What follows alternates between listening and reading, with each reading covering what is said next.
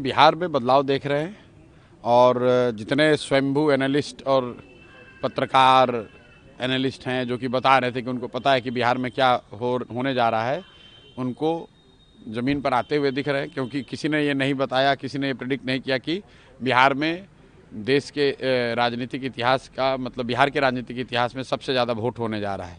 और इतनी बड़ी संख्या में जो पोलिंग हुई है, ये दिखाता है कि बिहार में बदलाव बिल्कुल होने जा रहा है निश्चित तौर पर। अब प्राइम मिनिस्टर का स्पीच बदल गया है, वो अब गाने गा रहे हैं, कट्टों की बात कर रहे हैं गानों में, वो आरजेडी को कहीं ना कहीं घेर रहे हैं। तो वो घेर नहीं रहे हैं, आरजेडी का डर दिखाकर वोट ले रहे हैं, क्योंकि अपने पास कहने के लिए कुछ नहीं है। तो पीछे कई दशकों से जो एनडीए है, भाजपा है, नीतीश भाजपा है, ये लोग का सबसे बेहतर वोट लेने का तरीका रहा है कि लालू जी का डर दिखाओ, जंगल राज का डर दिखाओ और वोट ले लो, ताकि लोग ये कहें कि भाई काम हुआ ना हुआ हो, कम से कम जंगल राज तो वापस नहीं आना चाहिए। लेकिन इस बार वो स्थिति बदली हुई है। प्राइम मिनिस्टर ये जो कह रहे हैं वो शायद उनको ज़मीनी हकीकत इतना पता नहीं चल रहा है। अगर आप ये कह रहे हैं कि जंगल राज नहीं आना चाहिए, तो लोग कह रहे हैं ठीक है नहीं आना चाहिए, लेकिन आप क्यों आना चाहिए, जनसुराज आना चाहिए। विकल्प तो एक नया दूसरा है। जब विकल्प नहीं था तब वो प्राइम मिनिस्टर की बात ठीक थी, तब वो काम भी करता था। इस बार वो काम नहीं कर रहा है। राहुल, आप देखिए कि जो प्रवासी मजदूर है, आप लोग तो गाँव देहात में यहाँ ज़मीन पर आज पत्रकारिता कर रहे हैं, आप लोग जरा जाकर देख लीजिए कि प्रवासी मजदूर किसको वोट कर रहा है। कल तक तो एनडीए को वोट कर रहा था, वो तो मोदी कर रहा था, आज तो वो नहीं कर रहा है। वो तो बिहार में फैक्ट्री रोजगार चाह रहा है, और अमित शाह कह रहे हैं कि बिहार में तो फैक्ट्री के लिए ज़मीन है नहीं। तो इसका मतलब है कि आने वाले सालों में भी बिहार में फैक्ट्री नहीं लगेगा। अमित शाह ने खुद कह दिया, तो बिहार का युवा उनको क्यों वोट देगा। अगर फैक्ट्री लगाने के लिए सिर्फ गुजरात में ही ज़मीन है, तो फिर बिहार का युवा क्यों वोट उनको देगा यहाँ। और ये पूछिए आप लोग कि अगर फैक्ट्री के लिए ज़मीन नहीं है, तो ये जो बड़ा बड़ा सड़क सब बना है, जिसमें कि यहाँ के यहाँ पंजाब, आप बंगाल को गुजरात से जोड़ रहे हैं, वो सड़क बनाने के लिए ज़मीन बिहार में कहाँ से मिला। तो आपको अपना सड़क बनाना है, नेशनल हाईवे बनाना है, तो बिहार में सड़क ज़मीन है, और बिहार के बच्चों के लिए फैक्ट्री बनाना है तो कह रहे कि यहाँ ज़मीन नहीं है। राहुल गांधी एक तो वोट चोरी की बात करते, उन्होंने कहा है कि प्राइम मिनिस्टर वोट चोरी करके प्राइम मिनिस्टर। अरे भैया, ऐसा है, ये वोट चोरी का मामला बिहार में आप लोग भी जान रहे हैं कि कभी ना मामला था ना है। और राहुल गांधी विपक्ष के नेता के तौर पर भाजपा से लड़ रहे हैं, वहाँ पर जो कर रहे हैं वो करें, इलेक्शन कमीशन समझे, राहुल गांधी समझे, नरेंद्र मोदी जी समझें।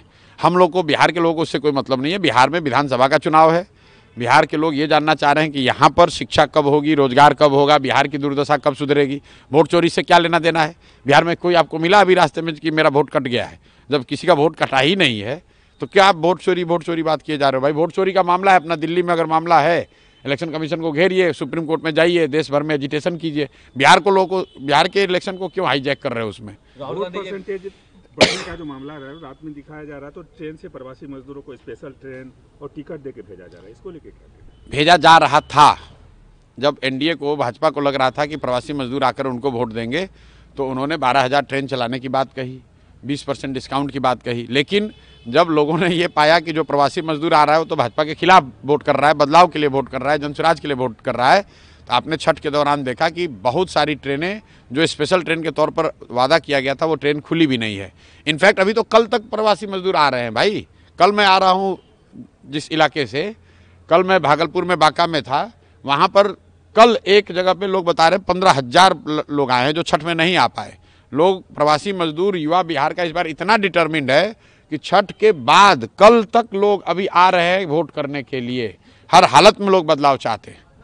और बिहार में इस बार चुनाव में महिला एक्स फैक्टर नहीं है, बिहार का युवा एक्स फैक्टर है, बिहार का प्रवासी मजदूर एक्स फैक्टर है। क्योंकि वो अपने घर की महिला को बता रहा है कि वोट इस बार किसको देना है। 10,000 रुपये के लालच में अगले 5 साल का भविष्य नहीं बेचना है। तो नीतीश कुमार का ये दाव उल्टा पड़ने वाला है, क्योंकि लोग पैसा तो लिए हैं लेकिन उनके कहने पर वोट नहीं देंगे। ये फ़र्क आप समझिए। पहले के चुनाव में ये लोग छठ मनाकर चले जाते थे, फिर महिला अपने हिसाब से वोट करती थी। इस बार ये मजदूर, ये युवा साथी घर में बैठे हुए हैं, और वो न सिर्फ अपना वोट कर रहे हैं बल्कि अपने परिवार की महिलाओं से भी वैसे ही वोट करा रहे हैं, अपने घर वालों से वैसे वोट करा रहे हैं जो उनको उचित लगता है। तो इसलिए बिहार के इस बार के चुनाव का एक्स फैक्टर युवा है, बिहार के चुनाव का एक्स फैक्टर प्रवासी मजदूर है।